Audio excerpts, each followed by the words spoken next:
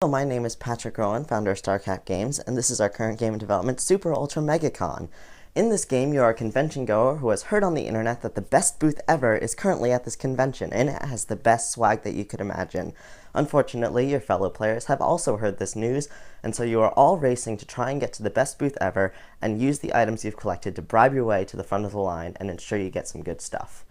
There are three types of cards in this game, the first being the tiles, which are the most important because this is the map and makes up the game board. When the game starts, all of these are face down, so you don't know where anything is on the map, including the best booth ever. As players move around, these tiles are flipped over and placed where however they desire orientation-wise, and that constructs the map. There are 5 types of spaces in the game, minus the regular ones which do absolutely nothing. There are green spaces, which are the rotate tile spaces, so you can rotate any tile that you see fit. There are the red, which are swap, so you can swap any 2 tiles as you see fit. You can also rotate and swap tiles that players are on, and the player will move as the tile does. There are the yellow spaces, which are draw a swag card, which I'll explain in a second, and the blue icons, which are draw an event card, which I'll explain in a second. And the wild tiles, which are around the best booth ever, as this crown here, and they can also be triggered by events. These are do all of those things in any order that you see fit. Back to the swag cards. Swag cards are what you collect as you go around the board and face events, and they are what will count your points towards the best booth ever, because you, again, have to bribe your way to the front of the line to make sure you have a good spot. There are 3 types of swag cards. The numbers, which are just a flat number. There are negative numbers, which you can use to affect your opponents, and there are the purple cards, which are special effects like reroll dice or protect yourself from effects. Then there are events, which are these blue cards here. Some of them just do something and get discarded, and other types will stick onto a player until they get removed somehow. You can only ever have 1 event in front of you at a time. On your turn, you can choose to either roll the dice or use one of your swag cards in order to move that designated number of spaces. So the horse, who is player 1, isn't going to use any of their swag. They're just going to roll, and they rolled a 1. They are going to choose to reveal this tile. Before you reveal a tile, you face an event.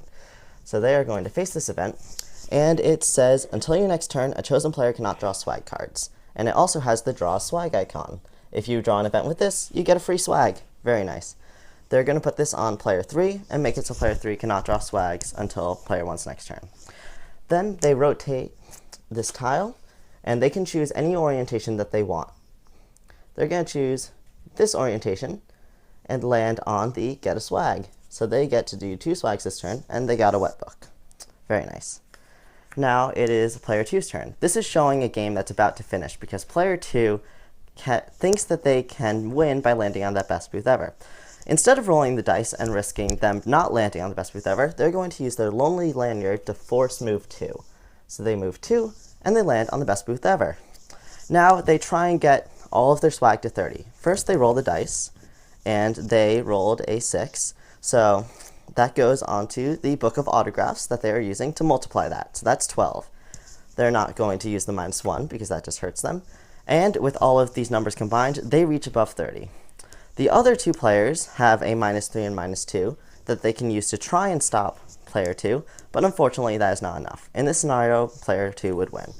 If, however, before that happened, player 1 had put their tile in this orientation and landed on the swap tile, they could have moved the cow very far away from the end, stopping them from winning. So moving the tiles around with these spaces is very important, along with collecting all of your swag. And that is a quick rundown of Super Ultra MegaCon. Thank you for listening. Hopefully that answers any questions. I can also answer any other questions that you have over email.